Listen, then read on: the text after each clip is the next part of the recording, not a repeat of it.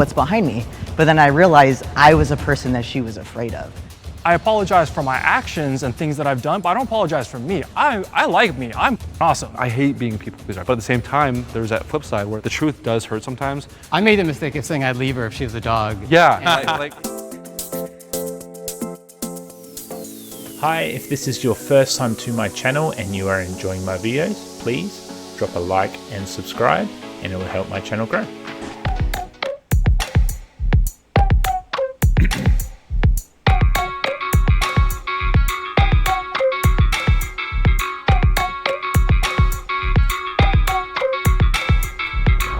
Men are lonelier today than ever before.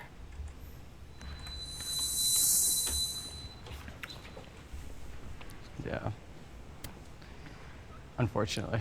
I mean, it's funny, I go out in LA a lot to different restaurants, and I always see lots of groups of women at tables just eating out, having a great time, socializing. And I rarely see like groups of guys. Like guys are like rarely hitting each other up, like, guys, let's go get brunch. And it's like 5 guys together getting brunch. A lot of these restaurants, like, you just see packs of social circles within women really embracing kind of like just being together and having a good time. I always experience it when I go to the movies. It's like, it's rare that I would, hit up one of the guys and be like, hey, you want to go to a movie with me? Like. Exactly, because the one-on-one with a guy is like super taboo and awkward, But I don't think so. I think if you want to go to the movies with a guy friend, then just go. Like, I feel like that kind of social pressure or self-judgment of like, what will people think if I invite a guy to go watch a movie? I honestly think that is so self-inflicting, 100%. Like, I think the reason why a lot of guys don't hang out with other guys is, probably because they don't want to feel like they're lonely. Maybe that's probably what this is getting at. Yeah. Girls have like no issue with that, right? Girls be like, I'm gonna go get lunch with my one girlfriend and we're gonna go hang out. If I just ask one of my buddies, hey, you and me, let's just go grab lunch, that just feels weird. Maybe it shouldn't, but it does. I think for me, it's like neutral. I'd probably move to like somewhat disagree, because I think for me, like I've noticed as I've gotten older, when I was younger, it was harder for me to make male friends. And I wasn't like out at the time. I didn't even know I was really gay.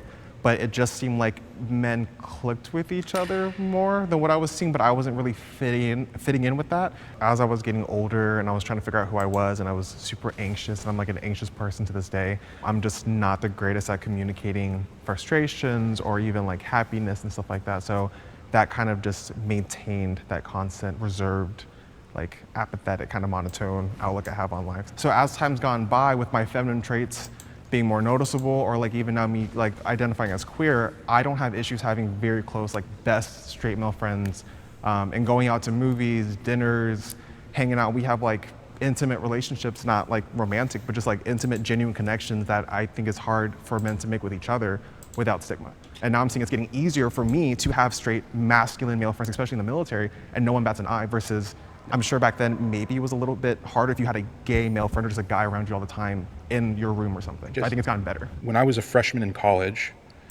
Yeah, so I kind of felt like that's what he was sort of getting at, was the fact that, like, at first he was kind of self-conscious, but, eventually, he ended up, through military and stuff like that, ended up learning that, you don't have to be self-conscious about that and just go ahead and do it. That's Hi, if this is your first time to my channel and you are enjoying my videos, please drop a like and subscribe, and it will help my channel grow. But I still ended up spending so much time distant from them, because even though I hung out with them, I was a very different person to them. And every avenue in which I felt like there was parts of me maybe I could share with them, I would also feel like they might judge me for it. Particularly because a lot of the friends, I exist on a weird precipice. I'm a conservative, but I have a lot of what might be considered more liberal hobbies. I'm into board games and D&D and video games, and a lot of those spaces are very heavily liberal dominant. There are parts of myself and my faith and my background that I don't often feel I can share with the men around me. Now, the obvious solution would be to formulate a community. But one thing I noticed is that especially out in LA, but really in a lot of cities, it is very difficult to find any kind of sense of community amongst men. And it's not just about hanging out, but it's about feeling like you're understood and heard. And I think the suicide rates of men speak for themselves. Sure, we have easier ways to talk to people online, but there's nothing that connection still isn't just there. There's something more to loneliness that I think there is something inside that drive to men. When I hang out with my friends now, I'm a dad and they're not. There's something they don't get about me and I don't get about them. They have this drive to do these things that I don't agree with, and I can't really talk to them about it because, for whatever reason, we don't talk about it. I just want to say, listening to you all, it's fascinating because you talk about superficial, and it is. And like, think, I find it fascinating that you all, like not you all, but yes, yeah. I think I'm still always just going to come back to like, I feel like the loneliness here that this guy's talking about is kind of like a deep kind of self perpetuating loneliness in terms of, if you kind of like, even the way that he described this thing, like where he's like, oh, like I'm conservative with liberal, like I'm into video games, blah, blah, blah. Like, even then he's kind of downplaying his ability to connect to other people because he's kind of already creating that separation there of like, oh, this is what I'm into, that's what they're into, there's no way that we can connect.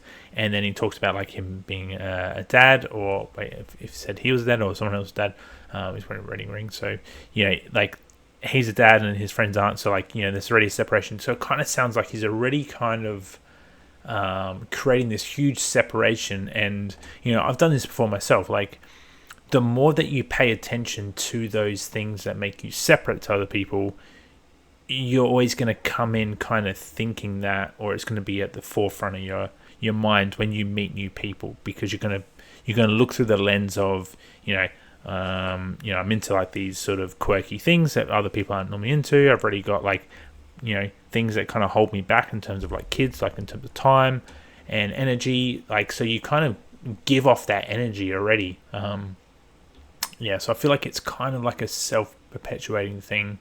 I feel like it's a very, very common problem that about me and I don't get about them. They have this drive to do these things that I don't agree with, and I can't really talk to them about it because, for whatever reason, we don't talk about it. I just want to say, listening to you all, it's fascinating because you talk about superficial, and it is. And like, I find it fascinating that you all, like not you all, but it's uncomfortable to go somewhere with a friend one-on-one. And I find that a lot of males are sad and they are lonely because I don't know why, like, why people have this. I don't know if it's just I don't know if it's just a thing of where, obviously they're in the US and here in Australia, but dude, guys do heaps of stuff together here. Like, I've got mates and we go, we just go work together, or we just go to cafe and get coffee. We, only thing that we probably don't do together is go to the grocery shopping.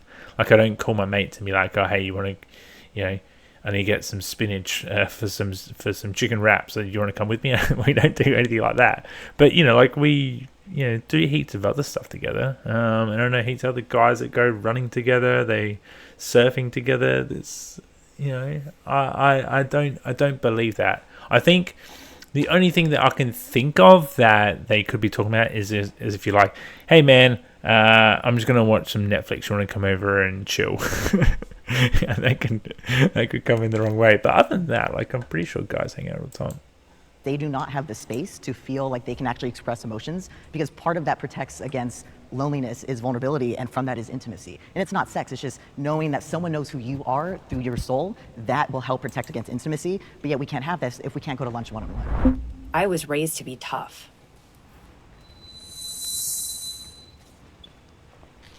Okay, well, honestly, for me personally, before they jump into this, I think everyone is raised to be tough. Like, I don't think that there is parents out there, or I doubt there is, who go, you know what, you should go to school and make sure that you're the wimpiest kid ever. You know, if you ever try and stick up for yourself, you're going to be disowned. I don't think anyone's like that. I think everyone is sort of parented to be tough. Like, if you go through challenging times, make sure, you know, you stick it out, and if you fail, get back up, try again. It's all a part of life. When things get hard, keep trying. You know, I think everyone is kind of, you know, encouraged to develop that way. Whether you're male or female, I think the word tough here is what's going to be basically lost in interpretation. like, I was raised primarily by women. My father wasn't really in the picture. My grandfathers were all away, and it was just kind of my mom, my aunts, and stuff like that. And we're very traditional, like Taiwanese little family. So the concept of like masculinity wasn't something I got introduced to until I kind of started going to school. But I was never pushed to be a certain way or to be aggressive, protective, any of the traditional roles that we would associate with like being tough. So my dad's Japanese Hawaiian mix, and then I actually lived in Japan too. So like I kind of got to experience that in Japan. They do kind of do like the suppression of feelings. So it's like very, very like mask, surface level. I hide myself, and like I'm not gonna cry, I'm not gonna scream. I'm just going to like if someone's mad at me, you know, I just kind of bear the brunt. Kind of tough. There's a toughness built out of like positivity. There's a toughness built out of negativity. Being reserved. Yeah. If you're reserved, you can be a reserved person, I think, which is what I kind of said somewhat, is that I learned from my dad. He was a police officer, and for him, like, yeah, you could just be a tough guy. You know, there's this idea of like machismo and showing yourself off. Sometimes the toughness comes from knowing when to turn the switch on and off, and that's that reserve level, which is why I put myself at somewhat, because I think most people believe that toughness is this idea of like, you know, yeah, I go around, I'm the boss, I'm the man. I was gonna say that's interesting because I'm over here for the exact flipped reason. Like I was never raised on the idea that like suppressing emotions is tough. I was raised like you could express emotions. For me, when I was being brought up as tough, it was like, I don't know what I would consider like the classical, like the 1980s tough of like, hey, if a kid at school is messing with you, you don't go tell the teacher, you handle it, right? Like those, like that's the sort of tough that I was taught. Like you could get mad at things, you could be sad about things, but you gotta fix the problem and you gotta be self-reliant and handle it yourself. That's sort of what toughness more means to me. Like I don't like what we call machismo, like that sort of toughness, because that feels like fake. Like I kind of like the idea of like, hey, real toughness is you can show emotions, but you got to take care of yourself. You got to handle your business, sort of thing. Machismo's like the Chihuahua yapping. Actually, Exactly, right? You got to be where's he go? So he's on agree, yeah? like fake. Like those, like that's the sort of tough that I was taught. Like you could get mad at things, you could be.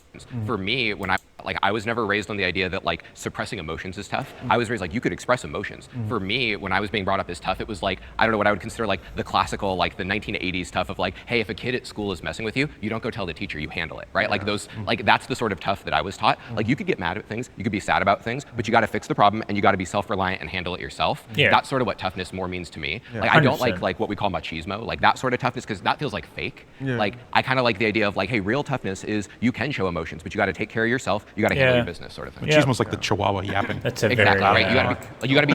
That's a very like mature way, I think, of the definition of tough, which is, you know, kind of what I was saying before. Like it's going to be up to the interpretation of tough, but yeah, what he's saying, I 100% agree with that. And you know, I didn't grow up that way either. It's something I learned when I was older, but it kind of sounds like he was taught very young.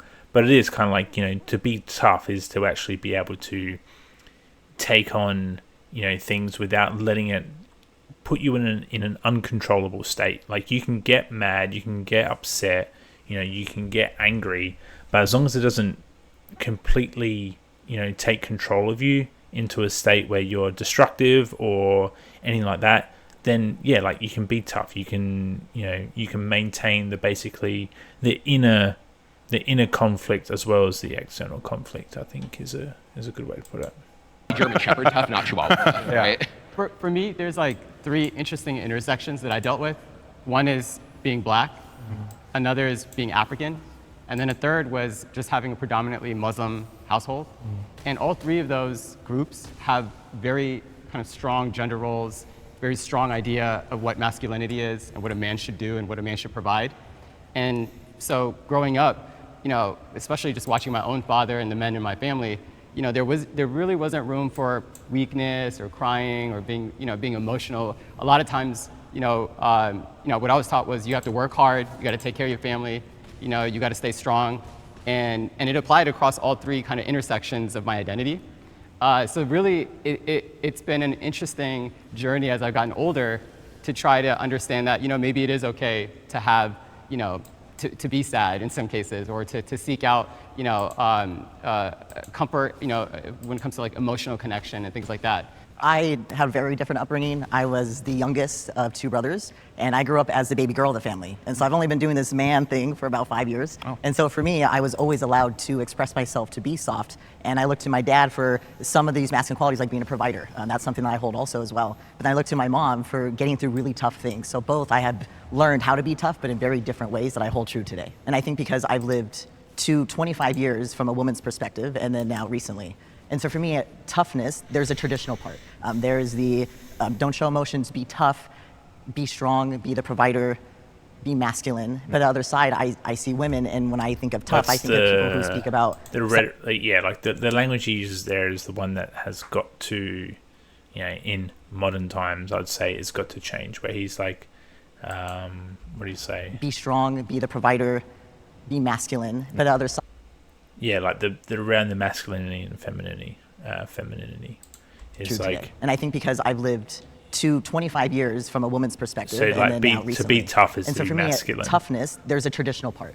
There is the don't guess show he emotions, said- be tough, be strong, be the provider, be masculine. But the other side, I see women, alright. and when I So I think the modern masculinity doesn't adhere to those traits. Like, I don't think the modern masculine man is to be unemotional. I think there is an expectation that the modern masculine man should be able to be emotional but not let them control him, which is like more your stoic kind of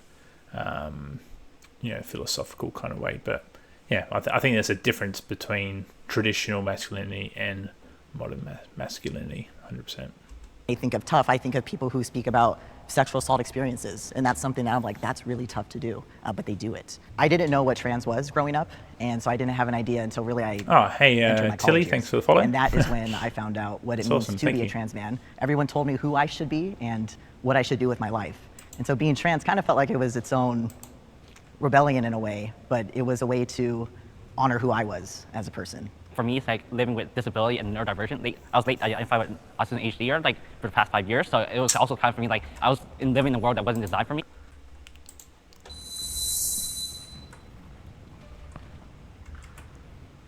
Well, I think for me, so I grew up with two younger brothers. I grew up with my dad in my life, and I think in that. I disabled. Everyone just Compare myself to other men. I often compare myself to other men. Well, I think for me, so I grew up with two younger brothers. I grew up with my dad in my life, and I think in that sense, I think brotherly competition. We were always like comparing with each other. Like we did wrestling together, we did all these sports together, rugby, sailing. So like, oh, I got a better time, or like we played video, like all these things. We would just compare with each other, and so I think that also kind of just like being in a competitive state in sports, like you are naturally drawn to, and competing with men or boys at the age or whatever, right? You just kind of look at that. Like I feel like there's always that in the back of your mind, like you're like, oh shoot, like could I outcompete this person, you know what I mean? So in a similar way, I grew up, my dad always had the saying, was like, compare yourself to people who are above you, don't compare yourself to people who are below you. So it was kind of, and did a lot of sports and stuff growing up. So there is always that sense of like looking around and seeing what the competition is, but also I don't feel this need to like always be in competition though, you know? Yeah. So like I could look around and be inspired by other people, and I could see like, oh, this person's doing so much more with their life or doing more creatively or this and this and so forth, and I could be inspired by that, but I don't necessarily see that being like necessarily jealousy, right? Yes. My career in the world of adult entertainment, it's a double-edged sword. There's definitely times where I'm comparing myself to my fellow coworkers, and that does affect my views on myself a little bit, but at the same time, my masculinity and my manhood is pretty secure because of this. Whether we like it or not, one of the societal markers of manliness and manhood is your ability to attract the opposite sex, or just attract mates and things like that. And being fairly successful at that, even before I got into this line of work, really helped solidify my confidence in my masculinity and my manhood. I compare myself at work all the time to people who are really good at their job. And I'm like, that guy is way better than me at work, or at my work, that woman is better than me. But I don't use that as like oh man, I suck, poor me, right? I'm not a victim. I'm gonna use that as, I'm gonna work hard and I'm gonna get to be as good as that person and maybe better someday. You see, that's where the ceiling is, and you're like, okay, I have more room to grow. Like, it's possible to be that good. Exactly. And I think that's positive masculinity, is like, you're not competing like I'm gonna tear you down. You're competing like I'm gonna get myself good. For me, like my dating life was negatively affected by the fact that I used to seek validation from other men by how attractive my girlfriend was. And so I would like try to date the hottest girl possible just so that I can like get that approval, right? And a lot of times we wouldn't even have a connection, or we wouldn't be the right partners for each other. But it negatively kind of skewed how I did everything. I went through a huge weight loss journey, and I was obsessed with achieving like a six-pack and being really fit. And that's, unfortunately, the type of media that I consumed and the type of messages that I got, was kind of reiterating this ideal that like men had to be kind of gym going. And so, I find myself a lot of times looking at people in the fitness industry and seeing how I can, look more like them. It does cause a form of dysmorphia where I'm not quite ever happy. I'm constantly in some form of dieting, some form of like. This is very, very common. I feel like a lot more men struggle with this than I think anyone gives attention to. This, especially like today's world, where like if you ever sort of like date anywhere, I don't know where it is anywhere else, but like when I was dating here, very early days, man, like you only have a very, very slim, like when you see the kind of guys that some girls go for, and then you're trying to go for that same girl, yeah, it's so inherently easy just to compare yourself. But I feel like that's a self-confidence issue, and I think, once again, I think like only a certain amount of people, do that as well. But it is very, very common. Abuse to my body. There's some pros with that too, right? And that like it has made me go from being someone who sits at a desk and doesn't take care of himself to someone who does. I've never really had I suppose you could say, envious personality. I've never looked at somebody else and said, man, what do they have that I want? I don't know why I don't have that. It's not like, it's a benefit for me to some extent, I think. But when I look at, for example, the saints in history and the men that I consider models, I'm not comparing who I am to them. I think of it rather as what sort of things need to be like achieved, when I see what they do, not comparing myself to them. Rather, I'm just seeing what they've done and I'm deciding on my own, what do I want to do? Like, I think it's interesting how you explain it. Yeah, so like if that is true, if the way that he's saying it, that's a very, very healthy way of assessing it. So like, let's just say, for example, you are, let's use dating as an example. If you are going to date someone and then you meet this girl, she's like, yeah, you're great, and then she goes and dates another guy, and then she tells you, oh, hey, I'm going to end up going, not like end up going, but like be like, oh, hey, like, I've met someone else and, I've had a better connection with them.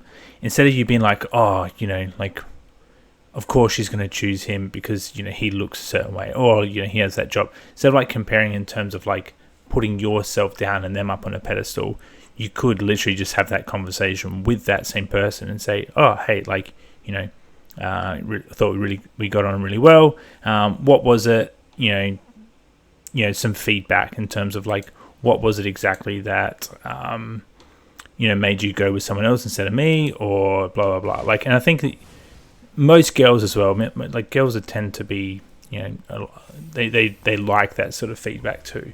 Giving that feedback for sure.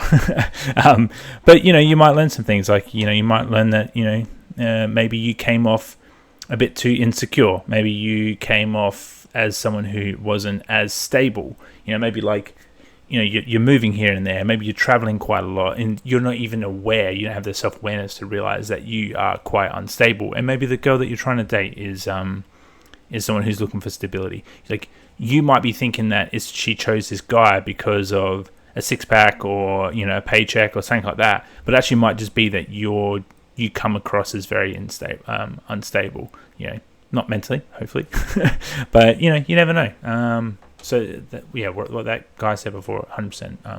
You should be trying to look at it as a constructive way instead of a destructive way. Like you, and I love that you're so independent on how you express yourself or how you go by like your lifestyle. But for me, like honestly, I compare myself to so many other men because it's to make me more palatable. Okay. So like being raised like again with only a Taiwanese family, and I'm the oldest firstborn like American child by like 10 years by my little brother and everybody else. Like for my family, especially in Taiwan, who's still actively racist and stuff like that, I compare myself to their norms of what a man should be. So that when they see photos of me, when they see my success, it's not something that's knocked down by my demographic or my mix. Or the same thing on the other side of the family. Like I compare myself to a lot of other black men because I was not raised with black men or black people really. So, but the world is going to look at me and see that automatically. So I compare that on both ends to portray myself to be more palatable. I feel like everyone should be on a strongly agree on this rating, because I feel like we have to compare to something, whether you're being constructive or not. Like, you're either going to be constructive in terms of you're going to be comparing to other guys and be like, okay, like, maybe they got more money than me, or maybe they got less money than me, which means I'm doing better. Or like, maybe you're running a race and they're doing faster, or they're going slower, and then you're always sort of comparing to see where you're at. And I think that's a very, very healthy habit to do, as long as you don't get obsessed with it. But then there's also people who compare to basically put themselves down, like, okay, what why am I not achieving in life? Oh, it's because I don't have that. Oh, well, I'm never going to have that. And then they kind of like enter this spiral of like, they look for the things that they can't have. And then that's sort of what they think it is. Like they're going to think that the reason why they're not getting the girl that they want is because, you know, they don't look a certain way, or they're not getting the job they want because, you know, they don't have the right intelligence, but like they're not willing to actually, you know, do the educational work behind it to, you know, to get there. Like I feel like there's two types of people in terms of that. But anyway, it's like, to my point, like I feel like everyone is always comparing to some degree, and not just the men. It's also like we compare ourselves to women as well. Palatable and I don't know, like accepted on either side. Even in the military, like my entire job, like if you're any of y'all were in the military, like your entire success rate, or like, you know, sometimes they don't even look at you, just like you can be a huge piece of shit as long as you can run a 2 mile in 5 minutes, you know? So it's just, for me, it's gotten me to a good place where comparing myself to other men, not in a competition way, but to help me define my masculinity, what makes me a man, has helped me a lot to get to who I am. As the only guy on this side, I'm actually curious. I'm curious to know if you're on that side and you feel like it's a negative thing or it's a positive thing. Yeah, so I'm in the fitness industry. I do coaching. I post about like being in good shape, like physiques and all that stuff. So I keep up with like all of the fitness influencers. And sometimes like I'm not perfect at comparing myself, and maybe I shouldn't in the negative aspects, right? But in the positive aspects, it's like, shoot, he's like really good at this. Maybe I should like change my form so I could like do that movement a little bit better. But then sometimes like I'll even catch myself, oh no, I like fell off the wagon of my diet or whatever, or I got sick, or I got through an injury, and I'm like, now I'm not going to the gym, and I'm like, gosh, look at all these guys, like they're in so much better shape than I am. And that's where it would negatively impact me specifically, is when I start comparing myself to like, they look better than I do, and I'm like not really looking at my situation. We're not on the same playing field. Early into my transition, I was looking at and I don't think what he said is bad either. Like I don't think it's like, I also think everyone does this too. I think it's very, very easy to fall into the trap of going, oh man, like, yeah, this guy earns like almost double what I've got. I'm never going to get there. I think like if you kind of like reach that far, that can happen, and you can start to spiral. But I think if you have, you know, good self-awareness, you have some good emotional intelligence, you can kind of pick yourself back up and be like, oh, okay, like, you know, let's be reasonable here. You know, I do have other things going for me. You know, maybe the who I'm comparing myself to has been doing this for like 10 years, maybe only just started. Like, there's all these reasons why. Like, for someone to be that far in front, typically, I mean, there are some lucky people out there, but like typically, we tend to compare ourselves with like the top, you know, 10%. Like if you're running, for example, like I knew this when I started running. I was like, oh my God, like, you know, I'm running at like a 6 minute pace, 6 minute kilometer pace, right? And then I had like friends in that were doing like 5 minute kilometer paces. And it's just like, oh man, like I'm never going to get there. Like that's so fast. But then you learn that they've been doing it for ages. They put in like, you know, 4 runs a week. They do like all these extra stretches and that. Like, but I wasn't doing any of that. I was just running like 2 or 3 times a week and like very casually. So yeah, it depends on who you're comparing yourself to. But it is easy to get into that spiral. But as long as you know how to get out of it, is probably, I'd say it's more important to be able to know how to get out of it. But I guess you don't know how good you are until you're in it. Men figures, what is masculine, what is maleness. And so, does it hurt me? Yes, it did, because I was starting to lose a bit of who I was, because I had to make sure, don't stand with my hips, stand straight. Don't use my hands when I talk, be more strong and sturdy. And that's interesting, because don't use your hands when you talk. That's just an Italian thing. Yeah, I was going to say, I use my hands constantly, and I've never once been told to Donald Trump, the president of the United States, all he does is talk with his hands. You gotta go. No, but there's some mannerisms that are considered more feminine than others. I get it. Right? I had to change a bit of that, but I still hold a lot of those feminine traits really strongly, and I feel so blessed to actually have that, because now I can actually interact with women without making them feel uncomfortable, because if I want to compliment them, it might come off a little bit more feminine, but it makes them feel okay, and I can still make their day a bit brighter. I must say, so I do compare myself, like, I'm fine. I don't know if this is Jubilee, hey? It kind of looks like you don't have any chads in here. Like, all these dudes are, you know, quite, I would say, I wouldn't say feminine, but, you know, like they are, it's so hard as well because like in Australia, you look at like the blokey bloke kind of guys from the country, and they would not look anything like this. So it's really hard to judge. But I think you might have very, very different answers. But if you kind of included a different diversity in terms of masculinity beliefs, but you can kind of see like they're all sort of 1, 2, like the standard deviation here is 1 when you look at this like curve, because there's like a line here, line here, line on the other one. It's very, very skewed, skewed to the left, skewed to the left, or skewed to the right. I thought it was the opposite. Anyways, and with like a standard deviation of 1, like that's the median, and there's like either going to be left or right. Anyways. Okay, and I can still make their day a bit brighter. And so I do compare myself, like I'm 5'7" on a good day. So like that's kind of hard, but I've been able to at least be on somewhat degree because I don't fully compare myself to other men because I'm not them, I'm myself. Early into my transition, I did try to become somebody I wasn't. I was looking at the very binary men in my life and on the internet and trying to live up to those standards and be that person. And I realized throughout my journey as a trans man, I don't need to be that person. I need to be myself. I have apologized for being myself. Did you say he's trans? Throughout my journey as a trans man, I don't need to be that person. I need to be myself. Wait. So a trans man means that he was a woman and is now a man, right? Up to those standards and be that person. And I realize throughout my journey as a trans man, I don't need to be that person. I need to be myself. I have apologized for being. He doesn't. I realize throughout my journey as a trans man, I don't need to be that person. I need to be myself. So that was a woman before. I need it. Hang on.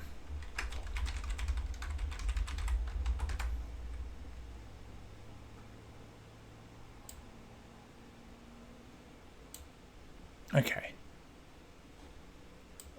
Registered as a female at birth, but who lives and identifies as a man. I thought that was a man the whole time. Huh. Self. I have apologized for being myself.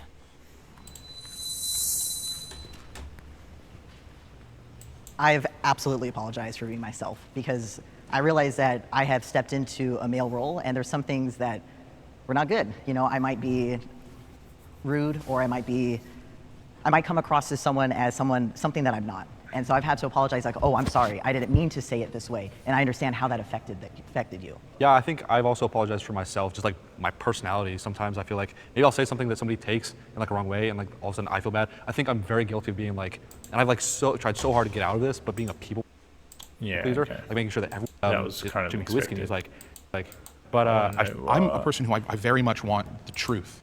Okay, I strongly agree. So these people are gonna say, so they've apologized to themselves, like they've been rude, they've been angry, that sort of stuff. They have some sort of self-awareness, blah blah blah.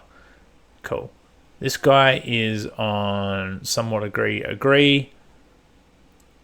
I think he's gonna say that he's been most of the time he's angry or like aggressive or annoyed or something like that. But I feel like he's going to say, yeah, but at the end of the day, like, he was right. So he, like, kind of said that he was sorry or he apologized, but he didn't actually mean it, or he still, like, felt the need to debate or argue. And I feel like these people are just going to be like, no, you should. I think theirs is going to be more semantic around it, like being like, no, I haven't apologized for being myself because I'm always myself, like kind of thing. Like it kind of in the definition, like you should never apologize for being yourself. That sort of. And that often comes across as combative or debating. And so a lot of the times I'll want my mom to see the truth in something or my wife to see the truth. And I'll say, well, no, that's not true. She'll watch something on the news. And I'll say, no, that's, well, actually, okay, we have to consider this perspective and that's not quite the way that is. And I'm trying to have a conversation with her about it because I do want there to be an understanding of the truth because I don't want there to be wrong. And the thing I get, and some of you may have heard this before, is you always have to be right. Yeah, I hope so. I want to be right. Why would I want to be wrong? Why would I ever want to be wrong? I know what they mean by that. They're saying that like, I can't stop, right? But it's not, for me, it's not about that. It's like, I don't want you to believe something wrong. I don't want to believe something wrong either. Maybe I'm wrong. And the only way I can get more out of you is if I probe and I ask more questions and I get more information. But I have apologized for it on multiple occasions. I'm sorry for... Like, disagree to be like, oh, be of my authentic self is because I was like, yeah, I think for me, it's why I kind of chose to be like, disagree to be like, oh, be of my authentic self is because I kind of grow up like being identified neurodivergent and kind of living in a neurodivergent society where I always over-apologize. I think being over-apologize for my existence. I think for so long it's been like, oh, I apologize for like interrupting people, or I apologize for like, thinking differently, for being different for everything, So but I overcompensate everything. Are you disagreeing But then changed? when I kind of come to terms of like when I kind of surround myself with neurodiverse people, we all interrupt each other. It's fine. It's just normalized. I think how society's social construct is like it kind of forced us to be in a place where like we felt less than our difference, or we had to overcompensate our difference in being that. So for me, it's like sometimes I kind of look back, I was like, oh yeah, all these times when I kind of like done all these things, I had to apologize. I personally don't even consider it apologizing. I consider it I don't even understand. choosing peace. Because I've been in relationships where hypothetical examples sometimes will come up, like if I was a dog, would you still love me? And I used to kind of just be tell it like it is, tell the truth, or just say my opinion as is, unfiltered. And a lot of times, what I learned as I got older is it's better sometimes to understand beyond the surface and just either apologize or choose peace in these scenarios. You don't feel like it's placating? You don't feel like it's... Because sometimes it's some people want to be told, hey, do you tell me you love me, and sometimes it's not easy to just say tell me you love me, so you come up with a hypothetical and you say, hey, if I gained 300 pounds, would you still be with me? And you like, let's say you're a fitness person and you would probably, let's say, not do it. I don't think that was the question really, right? You have to see past it. And so whenever I've had situations, and it's mostly in relationships, I'll be honest, like outside of relationships, I'm unapologetically who I want to be. Yeah. But in relationships, I tend to guard her feelings a little bit more.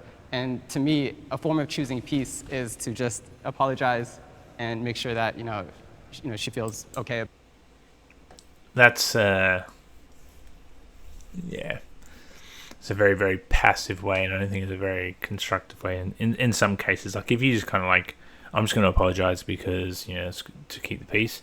I think that's very troublesome in any sort of relationship. I think you should be able to about what happened, or like that sort of means that your partner or whatever, kind of always think they're right, and well, what if they are wrong? Like, what are you going to say? I think there's like a fine line between like sacrificing your own thoughts and then also keeping the peace. I think that's like, you have to be very aware of it. Between like, 'cause I hate being a people pleaser. I've been told you're a people pleaser. Like, I just can't express myself because what I'm going to say is going to hurt somebody and they're going to take offense to it, and that's their choice. But at the same time, there's that flip side where it's like, you can't, like, the truth does hurt sometimes. I made the mistake of saying I'd leave her if she's a dog. Yeah, like it didn't go well at all. I apologize for my actions and things that I've done, but I don't apologize for me. I like me. I'm fucking awesome, right? So like, I don't feel there's anything. I may do actions and things that I've done, but I don't apologize for me. I like me. I'm fucking awesome, right? So like, bingo. I don't feel there's anything.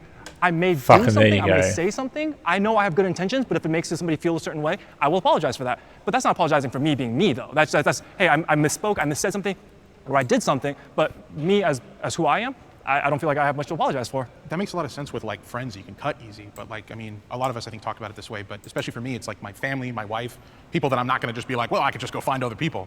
Do you ever feel it? How do you deal with it when it's like your friends or your family or someone you're close to, like in a relationship with? I've had to cut my family off at a certain point. Like I've got no contact for many years because again, I like who I am, and I'm not going to change who I am just to fit within the family dynamic and so forth. But through that, we found a way to work with each other, understand each other a lot better, and then now I'm back in the family being unapologetically me, but they accept me because they're like, hey, that's who he is. Do you think cutting yourself off was necessary for them to get that? I think it was necessary just given the situation that we needed some space so we could both kind of understand what was going on. Okay. For me, it's just agreeing to disagree. Like, my mom is the complete opposite. I think, like, yeah, that line of that sort of narrative or that sort of belief that, like, I am me, so, well, I'm unapologetically me, so, I'm just going to go do whatever I want, blah, blah, blah. Yeah, I think that there's a place for it, but then also I think it can get you into strife too. To me politically, and she loves to talk politics. That's a recipe for disaster for some people. For me, I talk with her. We get into a debate, and at the end of the day, we both just accept, hey, we're going to agree to disagree. It's fine. Not everybody has to agree with me. I may think I'm right, and I'm going to defend what I think is right. But at the end of the conversation, I don't care if you agree with me. Unless you're on my jury, I don't really need you to agree with me at the end of the whole exchange. I do think there should be at least some care, for at least for the people that you love. Because I like how you said about neurodivergence, about how you come off as like combative because you want to tell the truth, you know what you're talking. And so like as males, it's a way different perspective when you are coming off as that to a female. And so I believe that yes, we should be each other, but we should also acknowledge when we do hurt someone, because sometimes that's not there. And even myself, I remember one time I was walking on the street. Hi, if this is your first time to my channel and you are enjoying my videos, please drop a like and subscribe, and it will help my channel grow.